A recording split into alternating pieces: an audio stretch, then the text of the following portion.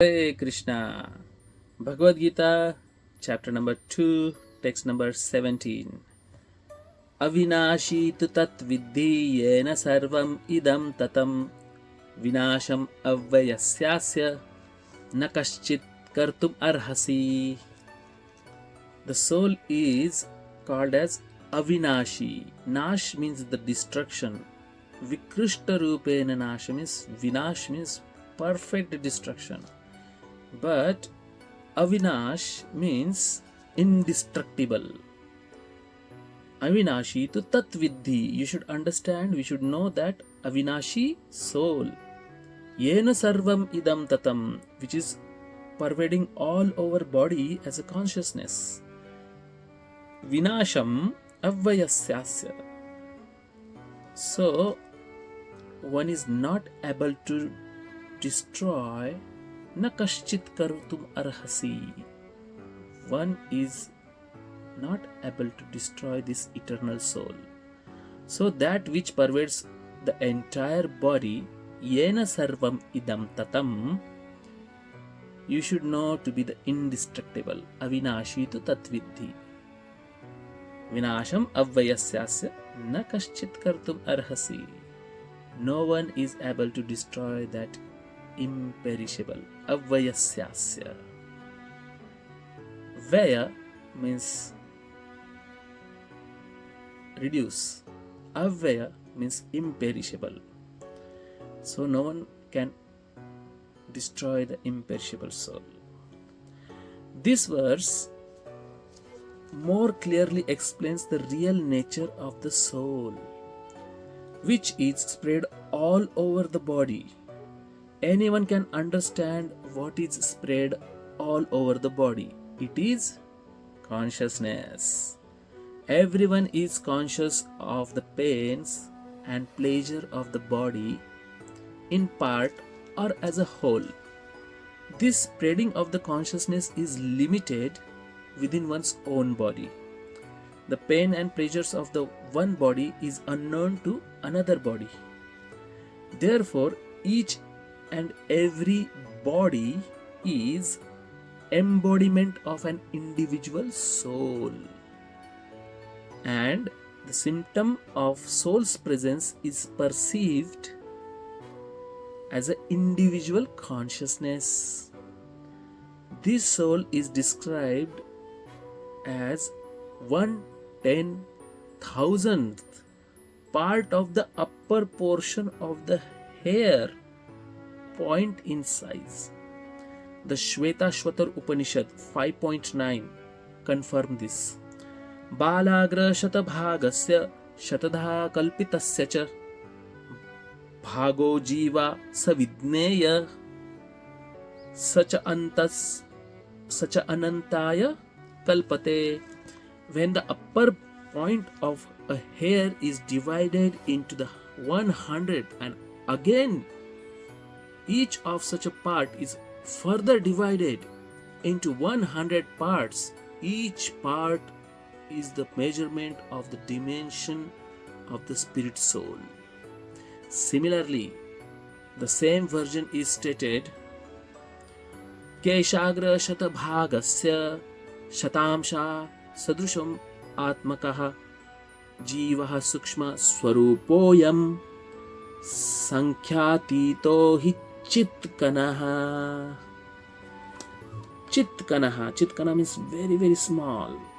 There are innumerable particles of the spiritual atoms, which are measured as 1/10,000th of the upper portion of the hair. Therefore, the individual particle of spirit soul is a spiritual atom smaller than the material atom, and such atoms are innumerable. This very small spiritual spark is the basic principle of the material body, and the influence of such a spiritual spark is spread all over the body as the influence of the active principles of some medicine spread throughout the body. This current of the spirit soul is called consciousness, and it is felt all over the body. and that is the proof of the presence of the soul. Any layman can understand that the material body minus consciousness is a dead body, and this consciousness cannot be revived in the body by any means of material administration. Therefore, consciousness is not due to the amount of material combination, but it is due to the spirit soul. In the Mundaka Upanishad 3.1.9, the measurement of the atomic soul is further explained. Esho nuratma chetasa viditavyo yasmin pranah panchadha samviveshaha pranayischittam sarvamodam prajanam yasmin vishuddhe vibhavati esha atma. The soul is atomic in size and can be perceived by perfect intelligence. This atomic soul is floating in the 5 kinds of air: pranay, chittam, pran, apan, vyan, saman, and udan. These are the 5 kinds of air. Is situated within the heart. The soul is situated within the heart and spreads its influence all over the body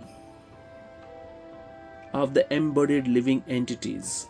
When the soul is purified from the contamination of 5 kinds of material air, its spiritual influence is exhibited. The Hatha Yoga system is meant for controlling the 5 kinds of air encircling the pure soul by different kinds of sitting postures. Not for any material profit, but Hatha Yoga system is for the liberation of the minute soul from the entanglement of the material atmosphere. So, the constitution of the atomic soul is admitted in all Vedic literatures, and it is also actually felt in the practical experience of any sane man. Only the insane man can think of this atomic soul as all pervading Vishnu Tattva. We are not Vishnu Tattva, we are Jiva Tattva. The influence of the atomic soul can be spread all over a particular body. According to the Mundaka Upanishad, this atomic soul is situated in the heart of living entity. And because the measurement of the atomic soul is beyond the power of appreciation of the material scientists, some of them assert foolishly that there is no soul. This individual atomic soul is definitely there in the heart along with the super soul, and thus all the energies of the bodily movement are emanating from the part of the body. Which part of the body? The heart. The corpuscles which carry the oxygen from the lungs gather energy from the soul. When the soul passes away from this position, the living entity of blood generating fusion, the activity of the blood generating fusion stops. Medical science accepts the importance of the red corpuscles, but it cannot ascertain that the source of the energy is the soul. Medical science, however, does admit that the heart is the seat of all energies of the body. Such atomic particles of the spirit whole are compared to the sunshine molecules. In the sunshine, there are innumerable radiant molecules. Similarly, the fragmental parts of the Supreme Lord are atomic sparks of the rays of the Supreme Lord, called by the name Prabha, Yasya Prabha Prabhavato Jagadandakoti. So, this Prabha, or a superior energy. So, whether one follows Vedic knowledge or modern science, one cannot deny the existence of the spirit soul in the body.